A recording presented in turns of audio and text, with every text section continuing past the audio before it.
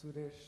ഞാൻ ഇവിടെ Dubai base ചെയ്തിട്ട് ആർട്ട് ഓഫ് ലിവിങ് ആയിട്ടും അതേപോലെ ജീവനം എന്നൊരു ഓർഗനൈസേഷനുമായിട്ട് ബന്ധപ്പെട്ട് വർക്ക് ചെയ്യുന്നതാണ്. ഞങ്ങളെ സംബന്ധിച്ചിടത്തോളം ഇവിടെ കുറച്ച് ഫ്രീ ആയിട്ട് നമ്മൾ യോഗ മെഡിറ്റേഷനൊക്കെ കൊടുക്കുന്നുണ്ട്.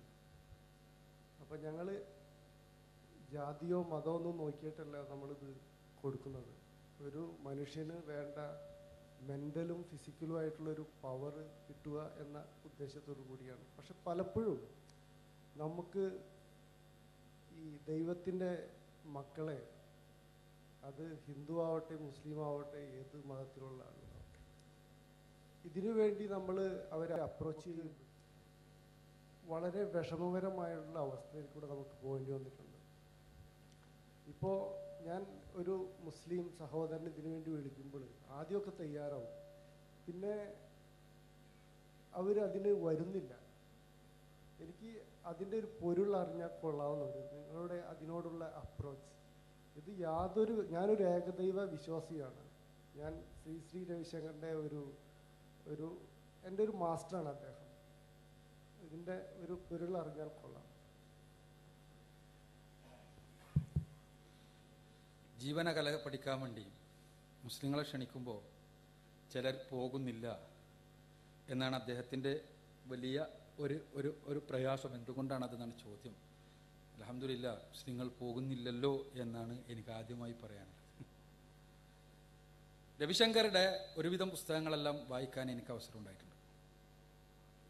ആർട്ട് ഓഫ് ലിവിങ്ങുമായി ബന്ധപ്പെട്ട് എത്ര സമർത്ഥമായാണ് അദ്ദേഹം ആളുകളെ അദ്ദേഹത്തിൻ്റെ പൂജയിലേക്ക് കൊണ്ടുപോകുന്നത് എന്ന് വ്യക്തമായി തന്നെ അദ്ദേഹത്തിൻ്റെ പുസ്തകങ്ങൾ വായിച്ചാൽ തന്നെ മനസ്സിലാവും. ആർട്ട് ഓഫ് ലിവിങ് കേവലം ചില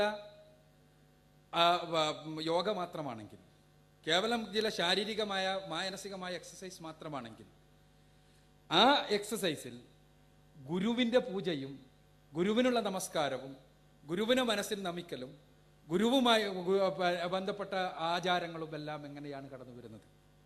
അദ്ദേഹത്തെ ദിവ്യമായ തലത്തിലേക്ക് ഉയർത്തുകയും അദ്ദേഹം പറഞ്ഞു കഴിഞ്ഞാൽ അത് അപ്രമാദിതമാണ്, ഇൻഫാലിബിളാണ് എന്ന് വിചാരിക്കുകയും ചെയ്യുന്ന ഒരു സമൂഹത്തെ സൃഷ്ടിക്കാൻ എങ്ങനെയാണ് കഴിയുന്നത്? ഇതാണ് ആർട്ട് ഓഫ് ലിവിങ്ങിൻ്റെ പ്രശ്നം. യഥാർത്ഥത്തിൽ യോഗ എന്നത് ഇന്ത്യയിൽ വളർന്നു വികസിച്ച ഒരു ശാരീരിക ആയാസക്രിയ മാത്രമാണ്.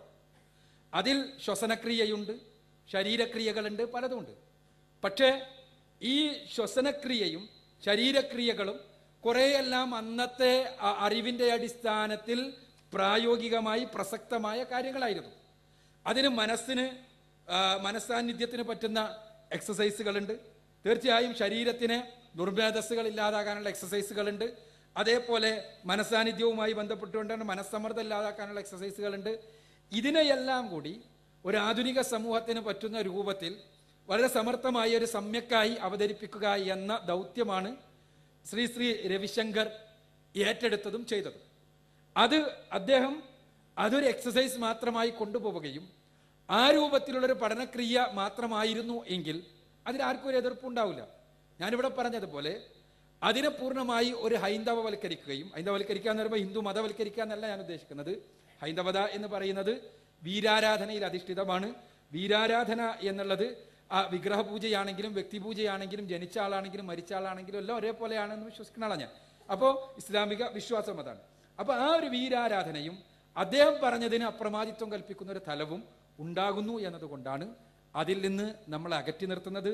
ഇസ്ലാമിനെ സംബന്ധിച്ചിടത്തോളം ഇസ്ലാം പഠിപ്പിക്കുന്ന നമസ്കാരം നമ്മൾ പരിശോധിച്ച് നോക്കുക. 5 നേരത്തെ കൃത്യമായ നമസ്കാരം, അത് പടച്ച തമ്പുരാൻ പറഞ്ഞതുപോലെ റസൂലുള്ളാഹി സ്വല്ലല്ലാഹു അലൈഹി വസല്ലമ പഠിപ്പിച്ചതുപോലെ ചെയ്യാൻ ഒരു മുസ്ലിം സന്നദ്ധമാവുകയാണെങ്കിൽ അത് ഏത് ആർട്ട് ഓഫ് ലിവിങ്ങിനേക്കാളും മാനസികവും ശാരീരികവും ആത്മീയവുമായ ആരോഗ്യം നൽകുവാൻ പര്യാപ്തമാണ് എന്നുള്ളതാണ് വസ്തുത. ശരീരത്തെ, മനസ്സിനെ, അതേപോലെ തന്നെ ആത്മാവിനെ എല്ലാം തന്നെ സമ്മർദ്ദങ്ങളിൽ നിന്ന് രക്ഷപ്പെടുത്തി സമാധാനത്തിൻ്റെ ശാദ്വല തീരത്തേക്ക് നയിക്കാൻ നമസ്കാരത്തിന് കഴിയും. അത് കഴിയുന്നുണ്ട്.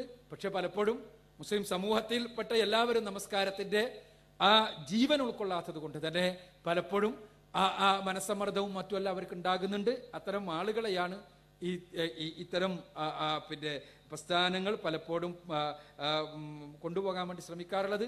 എനിക്ക് ചുരുക്കത്തിൽ പറയാനുള്ളത്, എന്തുകൊണ്ട് ആർട്ട് ഓഫ് ലിവിങ് പ്രശ്നമാകുന്നു എന്ന് ചോദിച്ചാൽ അതിൽ ഗുരുപൂജ നിലനിൽക്കുന്നത് കൊണ്ട്, ഗുരുവിനുള്ള അപ്രമാദിത്വം കൽപ്പിക്കുന്നത് കൊണ്ട്, ഗുരുവുമായി ബന്ധപ്പെട്ടിട്ടുള്ള അദ്ദേഹത്തിൻ്റെ ആശയങ്ങൾ അദ്ദേഹം പറയുന്ന ശരിയും തെറ്റുമായി കരുതുന്നത് കൊണ്ട് എന്നാണ് ഉത്തരം. അതുകൊണ്ടാണ് ഒരു മുസ്ലിമിന് പോകാൻ കഴിയാത്തത്.